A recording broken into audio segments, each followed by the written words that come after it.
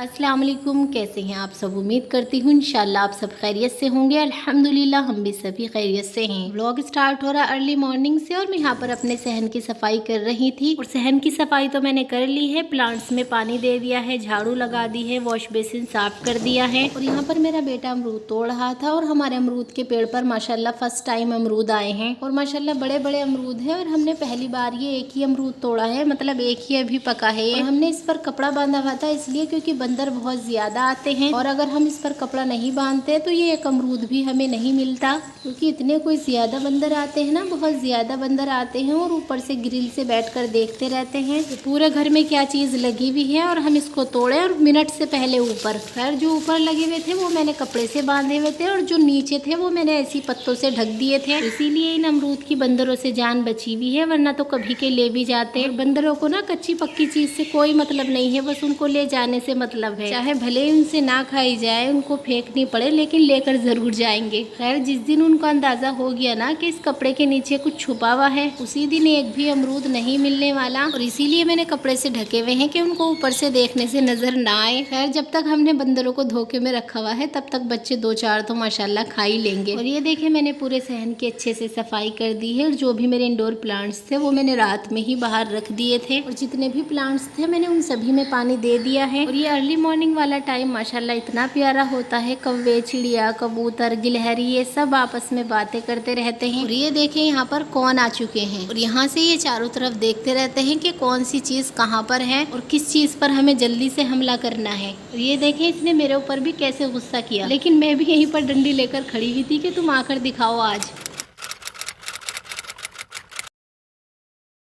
तो आज मैंने आपके साथ अपनी फुल डे रूटीन शेयर करने की कोशिश की है। अच्छा, सहन की सफाई करने के बाद मैंने बच्चों को नाश्ता कराया और नाश्ते में मैंने बनाई थी घी की रोटी और चाय। और ये वाला नाश्ता तो मैं आपके साथ शेयर करती रहती हूँ, घी की रोटी और चाय वाला, इसीलिए मैंने नाश्ते की क्लिप ऐड नहीं की। और बच्चों को नाश्ता कराने के बाद अब मैं आ गई हूँ झाड़ू लगाने के लिए। अंदर वाले पूरे एरिया की सफाई करूंगी और सहन की सफाई तो मैंने पहले ही कर दी थी। और बेडशीट वगैरह आजकल हमारी बिल्कुल भी गंदी नहीं होती, क्योंकि रूम में हम ना तो लेटते हैं रात में ना ही दिन में रहते हैं, क्योंकि छत वाले पंखों की हवा बहुत ज्यादा गर्म लगती है। और बाहर हमने कूलर रखा हुआ है, कूलर के अंदर हम ताजा पानी डाल लेते हैं ठंडा और उसकी हवा माशाल्लाह बहुत ही ठंडी लगती है। हम दिन में भी वहीं रहते हैं और फिर हम रात में भी वहीं पर सोते हैं कूलर के सामने, फिर इसलिए बेडशीट हमारी बिल्कुल साफ ही रहती है, क्योंकि हमारा अंदर ज्यादा लेटना बैठना नहीं होता। जैसी बेडशीट में लगाती हूँ ना बेड पर, बिल्कुल वैसी ही उतरती है जब मैं उसको उतारती हूँ वॉश करने के लिए, मतलब बिल्कुल भी गंदी नहीं रहती, लेकिन चेंज तो करनी है तो बस उनको मैं उठाकर ऐसे ही वॉश कर देती हूँ। बेडशीट वगैरह को जल्दी जल्दी चेंज करने से ना घर के अंदर एक पॉजिटिव वाइब भी आती है। खैर मैंने बेडशीट को अच्छे से सेट किया, झाड़ू लगाई, थोड़ी सी डस्टिंग की और अब मैं पोछा लगा रही हूँ। तो दोनों रूम में तो मैंने पोछा लगा दिया है। और जब मैं पोछा लगाती हूँ ना, तो जिस पानी से मैं पोछा लगाती हूँ उसमें एक ढक्कन फिनाइल जरूर डालती हूँ, उससे एक तो टाइल्स में बहुत अच्छी शाइनिंग आती है और दूसरे जो ये बरसात वाले मौसम में चींटी या मक्खी वगैरह आती हैं या कुछ भी छोटे छोटे कीड़े आते हैं तो वो फिनाइल से बिल्कुल भी नहीं आते। और इस वाले मौसम में ना चींटी मक्खियाँ वगैरह आती जरूर हैं, तो बस मैं यही करती हूँ, जब भी पोछा लगाती हूँ तो उसी पानी में एक ढक्कन फिनाइल डाल लेती हूँ, फिर एक भी चींटी या मक्खी नहीं आती। और अब मैं आ गई हूँ किचन में नाश्ते के जो बर्तन थे वो धोने के लिए। थोड़ी सी किचन के काउंटर टॉप की सफाई करूंगी और फिर जो है किचन की भी हमारी अच्छे से सफाई हो जाएगी। अच्छा, किचन की सफाई से पहले मैंने आज पोछा इसलिए लगाया क्योंकि बच्चे गए हुए थे ट्यूशन और बच्चे जब ट्यूशन से आ जाते हैं तो गीले पोछे में ही पैर इधर से इधर लेकर फिरते, तो इसीलिए मैंने सोचा पहले जल्दी से पोछा लगा देती हूँ, जब तक बच्चों के आने का टाइम होगा तो पोछा अच्छे से सूख जाएगा। इसीलिए पहले मैंने आज पोछा लगाया, क्योंकि अभी बच्चों के आने में थोड़ा सा टाइम है और पंखे चलाकर मैं आ गई हूँ। जब तक बच्चे आएंगे तो पोछा सूख जाएगा। और बस ये बर्तन और किचन की सफाई करने के बाद हमारा जो क्लीनिंग वाला काम है वो कंप्लीट हो जाएगा। तो क्लीनिंग वाला काम कंप्लीट करने के बाद अब मैं आ गई हूँ लंच बनाने के लिए। और लंच में आज मैं बना रही हूँ अरबी गोश्त का सालन। अरबी गोश्त को बनाने के लिए सबसे पहले लहसुन प्याज को छिलकर उसका पेस्ट बना लूंगी और फिर गोश्त को भुनने के लिए रख दूंगी।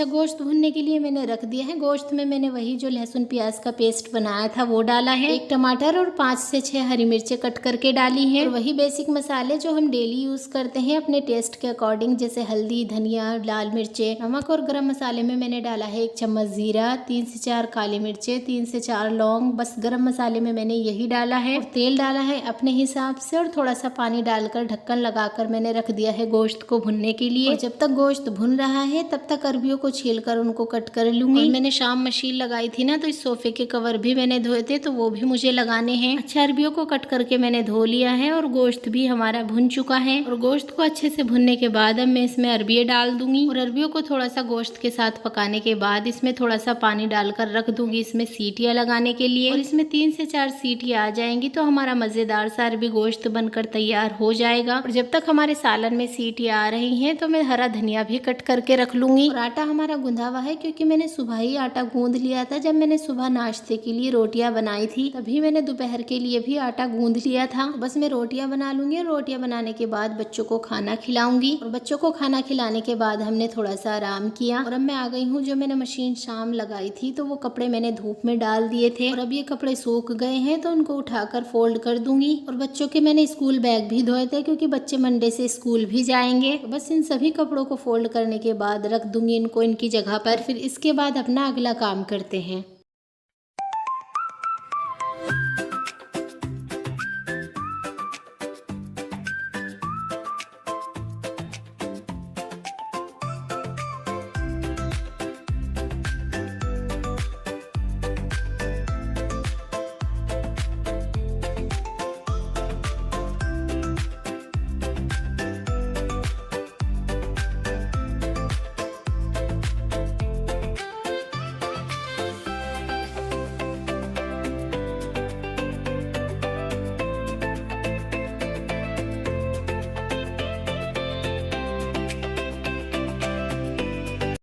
अच्छा, कपड़ों को फोल्ड करने के बाद मैंने रख दिया है कपड़ों को उनकी जगह पर। बच्चों के कपड़े बच्चों की अलमीरा में, अपने कपड़े अपनी अलमीरा में। और कपड़ों वाला काम खत्म करने के बाद अब मैं फिर से आ गई थी किचन में, क्योंकि थोड़े से बर्तन पड़े हुए थे धुलने के लिए। तो सबसे पहले बर्तन धोए, और अब शाम भी हो ही चुकी है। बच्चों की फरमाइश थी मैक्रोनी खाने की, तो बस उनको मैक्रोनी बना कर दूंगी। और मैक्रोनी बनाने के लिए मैंने कढ़ाई में पानी रख दिया है, इसमें डाला है 1 चम्मच नमक। और जब पानी थोड़ा सा गर्म हो चुका है तो उसमें मैंने 1 कप भर कर डाली है मैक्रोनी। अच्छा, मैंने ना इसमें 1 चम्मच तेल भी डाला था, छोटा वाला चम्मच होता है ना खाने वाला, वो मैंने डाला था इसमें 1 चम्मच, क्योंकि ये तेल की वजह से ना बिल्कुल भी नहीं चिपकती, वरना तो होता ये है कि ये आपस में चिपक जाती हैं। फिर बॉईल करने के बाद उनको अलग करने की कोशिश करो तो वो टूट जाती हैं। और अगर इसमें 1 चम्मच छोटा वाला चम्मच तेल डाल देना तो बिल्कुल भी आपस में नहीं चिपकती। और मैक्रोनी को मैंने बॉईल करने के लिए रख दिया है। और अब मैं यहाँ पर टमाटर, हरी मिर्ची और प्याज को कट कर रही हूँ। जब तक हमने टमाटर, हरी मिर्ची और प्याज को कट किया तो हमारी मैक्रोनी भी बॉईल हो चुकी है। बस इसको निकाल लूंगी एक छलनी में, ताकि इसका जितना भी पानी है वो निकल जाए। और इसके ऊपर डालूंगी थोड़ा सा ठंडा पानी, ताकि इसका जो कुकिंग प्रोसेस है वो रुक जाए, मतलब ये ओवर कुक ना हो। अगर ये ओवर कुक हो गई ना तो फिर ये टूट जाएंगी। और फिर इसी कढ़ाई को धोकर मैंने चढ़ा दिया है इसका मसाला तैयार करने के लिए। तो सबसे पहले जब कढ़ाई गर्म हो जाएगी तो मैं उसके अंदर डालूंगी ऑयल।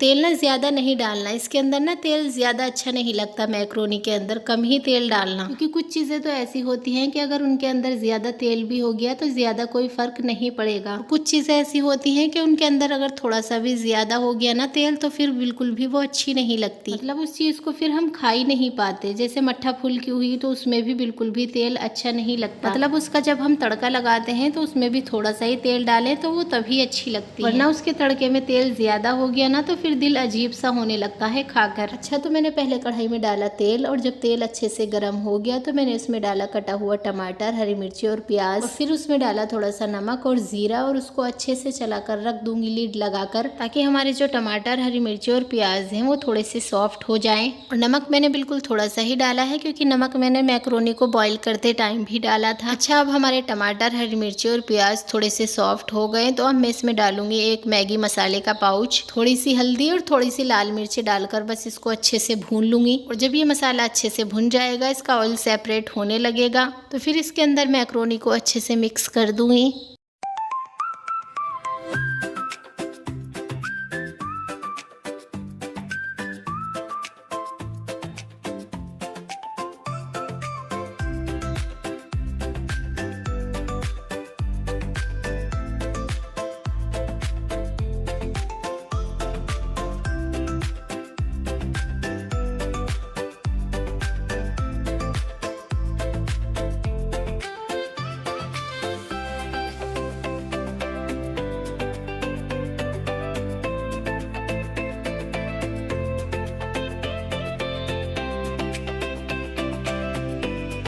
तो यहाँ पर हमारी मज़ेदार सी मैक्रोनी तैयार हो चुकी है और मैं बच्चों को दे दूंगी खाने के लिए, बच्चे खाएंगे। अच्छा, मुझे तो इन चीज़ों का इतना शौक है नहीं, बच्चों को मेरे माशाल्लाह शौक है। तो मेरे लिए तो अरबी गोश्त का सालन रखा हुआ है, मैं तो वही खाऊंगी। वैसे मैक्रोनी माशाल्लाह बनी बहुत मज़े की थी, टेस्टी बनी थी, क्योंकि बच्चों के रिएक्शन से पता चल जाता है कि अच्छी बनी है या कैसी बनी है। खैर, बच्चों को खाना खिलाने के बाद ये मेरा बेटा दिन में लेकर आया था सब्जी, तो दिन में तो मैंने इसको नहीं रखी थी इसकी जगह पर। दिन में मैंने सोचा पहले पूरा काम अपना खत्म कर लेती हूँ, फिर उसके बाद इसको इसकी जगह पर रखूंगी। अब मैंने बच्चों को खाना वगैरह खिला दिया था, पूरे काम से मैं फारिग हो गई थी। अब मैंने सोचा सब्जियों को रखती हूँ, और कुछ सब्जियां तो ऐसी हैं जो फ्रिज में जाएंगी और कुछ सब्जियां ऐसी हैं जो बाहर ही रहेंगी, जैसे टमाटर, हरी मिर्चें, लौकी, बैंगन, अरबी, ये सब तो जाएंगी फ्रिज में। लहसुन, प्याज, आलू मैंने उनके लिए अलग अलग बास्केट ली हुई है, तो वो जाएंगी उनमें। और इस तरह से ना सब्जियों को स्टोर करके रखने से बड़ा आसान हो जाता है, मतलब आपको सोचने की जरूरत नहीं पड़ती क्या बनाए। अगर आपके घर में पहले से ही रखी हुई होगी तो फिर आपको सोचने की जरूरत नहीं पड़ेगी, फिर बस आप उठाएंगे और बना लेंगे। So it's all about my today's content. Video अच्छी लगी हो, कोई भी पॉइंट अगर आपने लर्न किया हो तो प्लीज वीडियो को लाइक कर दिया करें, चैनल को सब्सक्राइब। अल्लाह हाफिज।